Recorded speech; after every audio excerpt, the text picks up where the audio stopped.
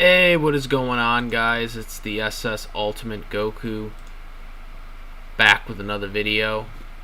And today I'm going to be talking about the Stone Cold Steve Austin biography show on A&E on A&E. And kind of go through. Now, the story of Stone Cold Steve Austin has been pretty much told multiple different times from multiple different DVDs that they've put out for Stone Cold Steve Austin for years now. So really, a lot of the stuff they covered, most people really knew, but they did put it in a good format, and they did kind of get into a lot of different, information, put it out there for people. But did it match up? Was there anything new to what they told before in this? Now, they, I believe, have 6 more different ones that they're going to cover. Stone Cold was the first. And obviously it's probably the best one to start with because, he single-handedly saved the WWE from going out of business in the Attitude Era. He turned the tide of the Monday Night War. And they get into this. They cover this, and no one's not surprised by this. So what about the earlier day stuff? Most of the earlier day stuff was pretty accurate. It was pretty much covered very, very well, and it's basically the same story we've gotten, before from Stone Cold, that, he, got, went to, get trained. He was in the school, and then did some local wrestling in Texas, where, obviously he was born and grew up and raised.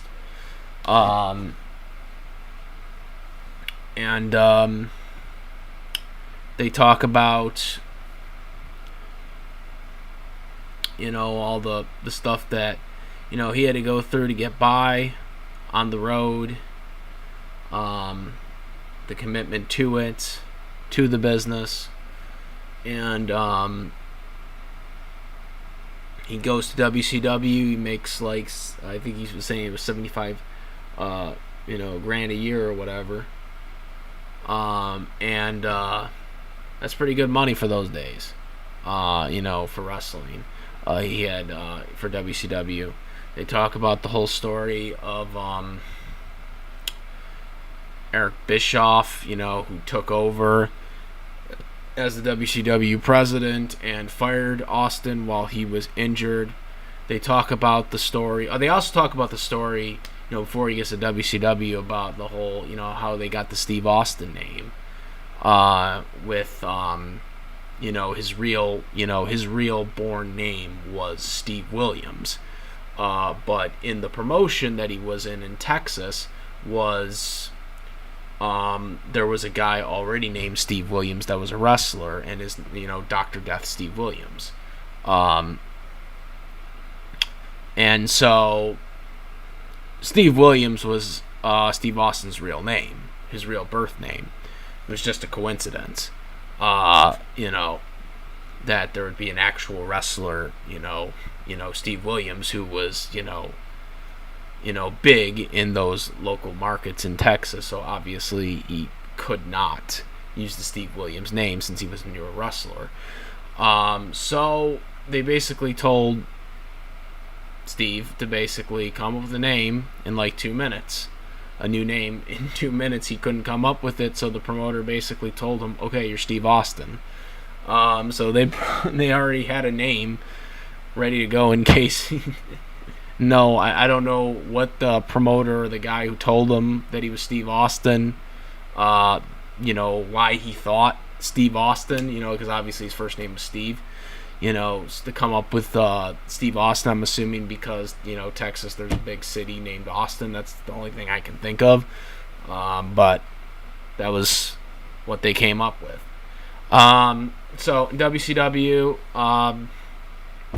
obviously, as we know, he got fired after the injury.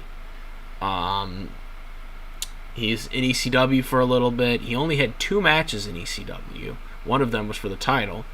He did not win it, but he did promotes, which pretty much led the groundwork to what he ultimately became as Stone Cold Steve Austin later on in WWE. So he goes to WWE as the ringmaster, and basically Steve Austin knew when he agreed to be the ringmaster, he knew it was a shitty gimmick, but he didn't really have that much work. ECW wasn't really paying him that much, because ECW was kind of a low-key promotion, so he wasn't really getting that much from ECW. So obviously, he was going to go to WWE, even though this gimmick sucked. So he goes to WWE, he does the ringmaster gimmick. Now, this is where it gets a little kind of inaccurate, and I don't know why they say this. So Stone Cold Steve Austin says that, we tried about 6 months with the ringmaster gimmick, and then, we just said, screw it, this gimmick ain't gonna work, and so then Vince basically caves and allows him to do a gimmick change, and that's what leads to Stone Cold Steve Austin. This is a little inaccurate, and why it's inaccurate is because the timeline just doesn't make sense. Austin claims in the documentary, and he's claimed this multiple times, is that they tried the gimmick for 6 months, but yet he debuted as the ringmaster in January of 1996. It's literally on WWE's archives. Like, he literally debuts like a couple weeks before the Royal Rumble, which he also enters in. Okay, the Royal Rumble. Okay, so there's no way he could have been the ringmaster for 6 months, because 2 months later, as a matter of fact, at WrestleMania, when he goes up against Savio Vega,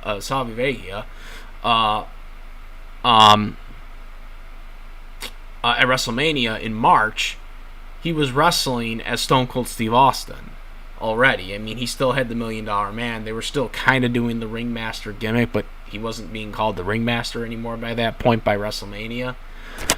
He was being called Stone Cold Steve Austin, so he was starting to slowly transform into the Austin character. So I don't understand why they keep running this idea that it was 6 months when it was less than 2. It was less than 2 months. He was Steve Austin by WrestleMania that year in March, and yet he debuted in January. So I don't understand why they keep trying to say that it was 6 months. That doesn't even add up. Literally, it's literally on their archives. Like, when you go, if you type in Stone Cold Steve Austin's debut, WWE debut, literally it will show you. Like, it's on their YouTube page, so you can literally watch it. Like, he debuts in January, and he's Stone Cold Steve Austin by WrestleMania 12. By WrestleMania 12, 2 months later, he's Stone Cold Steve Austin. Still kind of is the ringmaster. He's not being called the ringmaster because he still has the $1 Million belt and all that stuff. He's still coming out with Ted DiBiase, but he was already changing. He no longer had those green trunks. He had the black trunks by that point. So, he was transitioning fully into the Steve Austin character. But it was by no means 6 months. They get into the King of the Ring story, how it was supposed to be Triple H that won that King of the Ring in 96, but because of the curtain call, which they don't really dive that much into the curtain call. They showed the footage, but that was about it. But everyone knows about the curtain call thing anyway, so I think they assumed most people would have already known this by now. Basically, curtain call was basically Scott Hall, aka Razor Ramon, as he was called in WWE, and Diesel, which was known as WWE at the time, aka Kevin Nash, basically decided to leave the WWE for WCW because they were getting big, mega guaranteed contracts from Ted Turner. So they were leaving, and the last night with the company, they basically, after the match, decided to do a broken kayfabe type thing where Shawn Michaels, the WWE champion at the time, and Triple H would hug it out at the end of the match, basically breaking kayfabe, because some were heels and some were faces at the time, so it was breaking kayfabe. And Vince McMahon couldn't punish Shawn Michaels because he was the champion at the time. Scott Hall and Kevin Nash were no longer a part of the company anymore, so they couldn't punish them. So Triple H, who was a mid-card at the time and not a world champion and not a main eventer at the time, basically was the fall guy to getting punished. So because of that, they took away the King of the Ring from him, from winning it. And so because of that, they didn't really have a plan for who was going to win the King of the Ring, so they just were like, well, the next, guy, that has potential that could have it is Stone Cold Steve Austin. And so that's how Stone Cold won the King of the Ring, or that's how he was booked to win it, because of that. Ironically enough, I really don't remember that much about the '96 King of the Ring. I mean, I know I remember him beating Jake. That's pretty much all I remember about it. About him finishing off Jake the Snake Roberts and then doing the promo.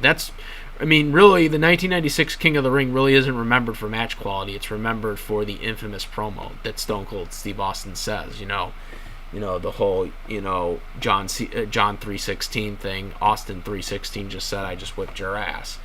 That was basically, the first big thing that Austin did in that character, and that pretty much launched him to superstardom, which they touched up on this, about the King of the Ring promo, which, again, it's just kind of so interesting thinking about it now, because, again, he wasn't originally supposed to win this King of the Ring, which back then King of the Ring was held in high regard. When you won the tournament, when you won the King of the Ring tournament, they believed in you. So the King of the Ring at that time was a big deal. It was, it meant you were going to get a big push.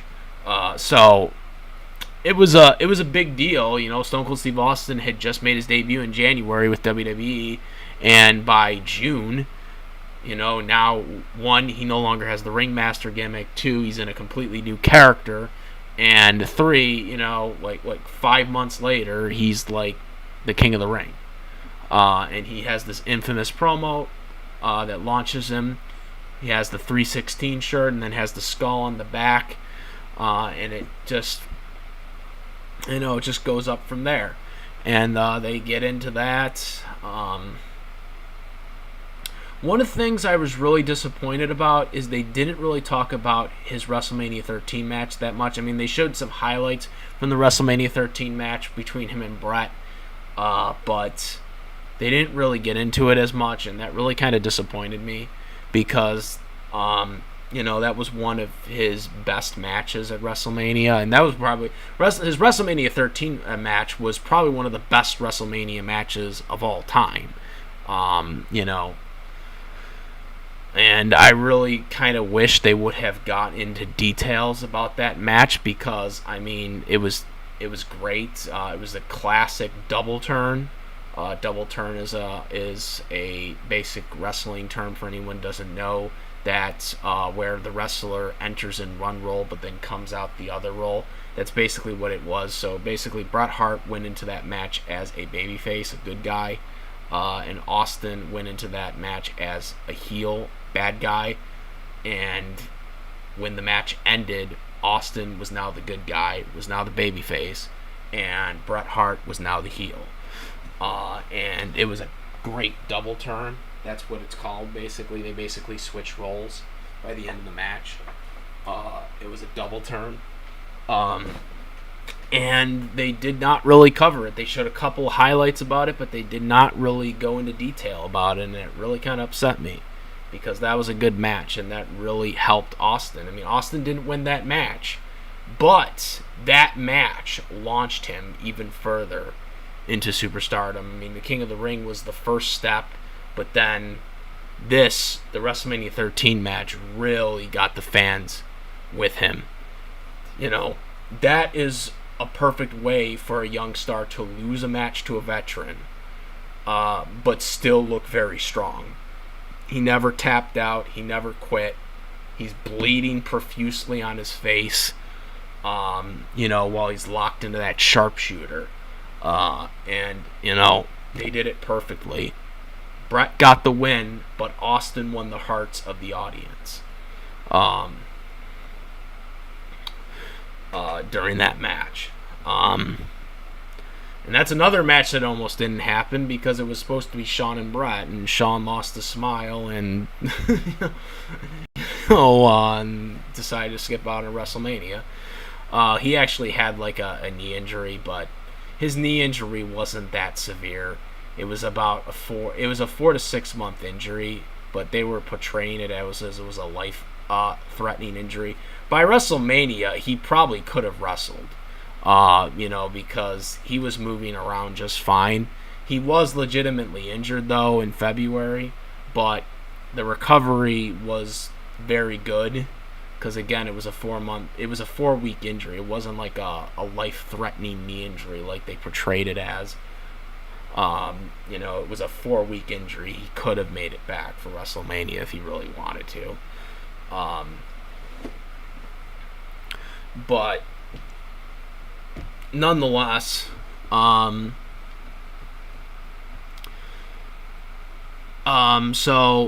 they didn't really get into that, which really kind of upset me. They didn't really talk too much about Triple H, which kind of also surprised me. I mean, yeah, they talked about how, he was supposed to win the King of the Ring in '96, but that was really about it. They didn't really talk about him that much. They talked about The Rock a lot. How Rock was trying to surpass Austin. That was also a thing I liked about this for people that watch wrestling that just assumed that The Rock was always like the biggest guy in the wrestling company. He wasn't. Austin was the number one guy.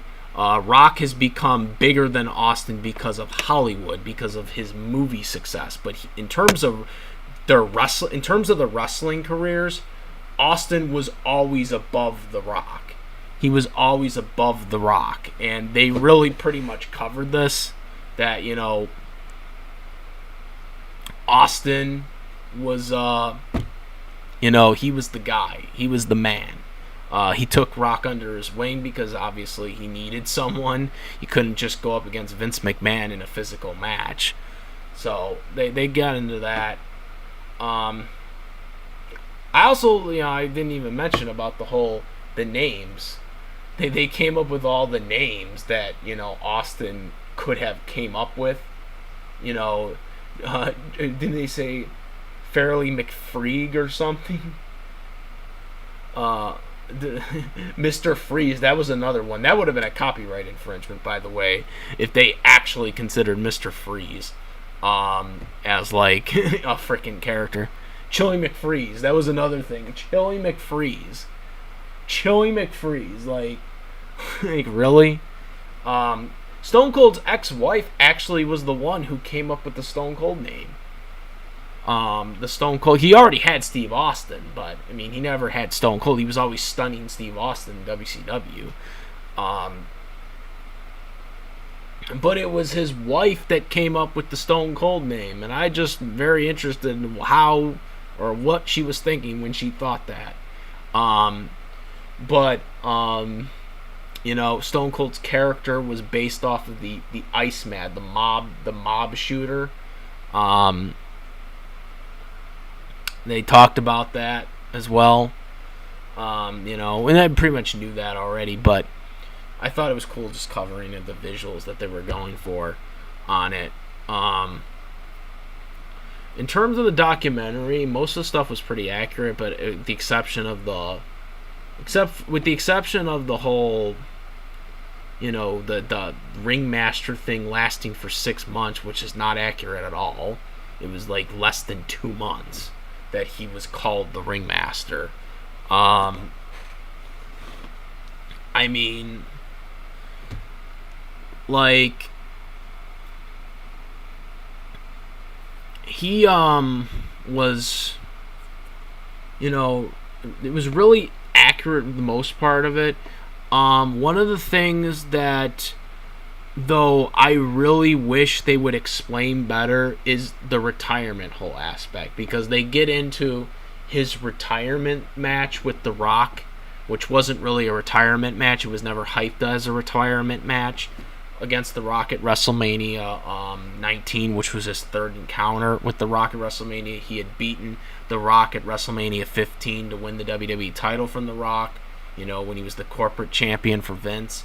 Then at WrestleMania 17, The Rock walked in as champion, but Austin beat him again to win the WWE title. This time, he turned heel. They both went in as good guys. They both went in as baby faces, but Austin walked out as a heel. It was a huge mistake when they did that, but nonetheless, Austin got the win, got the one-on-one win. So then WrestleMania 19, this time they weren't wrestling for the world title, by the way, in WrestleMania 19. They were wrestling just for bragging rights at this point, and it was the last match. Now, my biggest issue with this was the explanation, because it still, to me, doesn't make sense. The timeline doesn't add up. And this is where I don't get where they're coming from with this. Because in 2002, Austin, as we all know, he left. He basically quit WWE after Vince McMahon told him to put over Brock Lesnar on a Monday Night Raw. He wanted to put over Brock Lesnar, but he didn't want to put him over on Monday Night Raw on free TV. He wanted to put him over on pay-per-view, where there was actually a build for it. So he had nothing against not putting over Brock Lesnar. He wasn't trying to be selfish. He just didn't want to put him over on free TV. He didn't feel like that made sense, which really, Austin is right. It didn't make sense. Stone Cold was the top guy in the company. Why would he put over the next big thing like Brock, who was being pushed, who was getting a mega push to become world champion? Why would he put over Brock Lesnar on a free Monday Night Raw when he could put him over on a pay-per-view where you can actually sell money, for pay-per-view buys and whatnot? So yes, Austin had a point. He was right, in my opinion, on this. But he quit and was basically gone until February of 2002, where, Vince McMahon sat down with him and, he agreed to come back. So he comes back. They do this whole feud with Eric Bischoff, who's now the general manager of Raw. He returns to No Way Out in February's pay-per-view, which is a month before WrestleMania. He basically squashes Eric Bischoff pretty easily. Eric really doesn't do that much because it's basically just supposed to be Austin returning and just dominating, basically, and that's exactly what happened. But that's basically it. Then a month later is WrestleMania 19. So he comes back in February, squashes Eric Bischoff in a wrestling match. And the story was basically around the fact that, Eric fired him in WCW and whatnot, which was true. That legitimately happened. But he squashes Eric Bischoff in relatively easy fashion. And then the next month, he's having his last match at WrestleMania 19 against The Rock. Please explain to me where there was enough time for him to realize, hey, this is it. I just don't get it. The timeline doesn't add up because he only had one match with Eric Bischoff where he basically dominated Bischoff and Bischoff didn't really do anything. And then he did the same thing against Eric Bischoff a couple weeks later on Raw. And those were the only two matches he had, until he had his last match with The Rock at WrestleMania 19. So he had three matches. He had basically three matches on TV. I don't know if he had any house show matches. I'm not exactly sure if he had any live event matches, but to my understanding, he didn't. So that's another thing that I don't get. I mean, maybe I'm wrong about this. Maybe he had some house show matches, but I don't, because always what I was told and what we heard was, and I think even Pritchard said this on Conrad's interview, is that,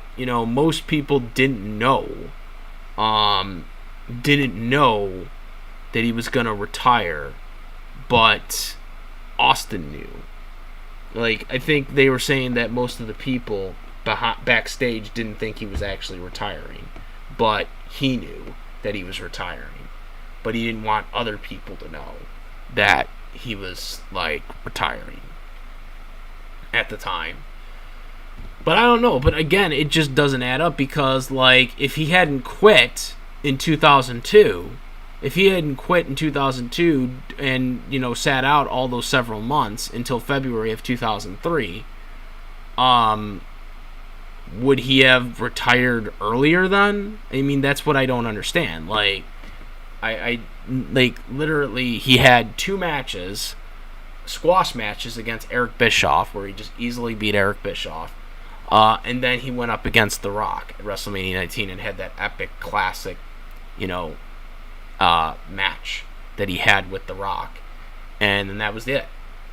And, you know, there was great storytelling there. You know, The Rock, you know, kind of goes close up to Austin and says, thank you, I love you, and all that stuff. You know, so he doesn't break character because Rock was a heel in this match. But they really covered a lot with, you know, and focused more on, you know, him, you know, and The Rock. They didn't really cover some of his other rivalries. Like I said, they really didn't really cover his Bret Hart feud that well, which I thought was very well important to his rise. They didn't really cover his feuds with Triple H or Kurt Angle. You know, they really focused more on The Rock and his Vince McMahon storyline, obviously. Hell, even his feud with The Undertaker, they didn't even touch on. So there were a lot of things they really didn't cover. It was mostly, I think, wanted to just focus on one other guy besides Vince, because obviously they couldn't, you know, the whole Vince and Austin storyline was basically ratings for WWE. But other than that, it was basically just The Rock they mostly focused on, you know, which I guess makes sense because Rock, Austin, you know, Austin was the number 1 guy, Rock was number 2 guy in WWE, you know, during that period. You know, Rock was a strong number 2 guy. Like, he was, like, Rock could have been a number 1 guy, but the problem is Austin was always the number 1 guy there. You know, Rock was a strong number 2, which says a lot about the current roster and the current WWE of today, because they don't have a strong number 2 like they had with Rock. You know, Rock could have easily been John Cena, you know, during, you know, the Cena era, you know, because, you know, Rock was that great, and, you know, even though he couldn't, you know, get into the popularity of Austin, he still could have been just as popular if Austin had not been there. But, I mean, that just shows you how much high Austin set the bar for everyone else. So, that's really the only things, really, that they were a little kind of iffy on certain stuff. But, I mean, it's a good doc. With a couple of those inaccuracies or questionable accuracies to it. But I enjoyed it. I like that Stone Cold Steve Austin's one of my favorite wrestlers. Obviously, Macho Man's my all-time. But, you know, Austin was right up there for years. He was my second, obviously. Was my favorite during the Attitude Era, pretty much. Well, at least in WWE. I mean, obviously Macho Man was around in WCW, but yeah, as a kid, I loved watching Stone Cold just kick ass and shit like that. And, you know, unfortunately, we don't have that stuff today. But, you know, it was a good thing to watch. I don't know if they're showing it again, but I highly recommend checking it out. And the other ones that are coming up soon, too. So, that's about it, guys. Comment, rate, if you like this from my videos, please subscribe, and that's about it, guys. Hit the notification bell, all the latest contents. If you're a new subscriber, please subscribe. And that's the bottom line, because I said so. I'm out of here, guys. I'm the SS Ultimate Goku. I'm out of here. Peace.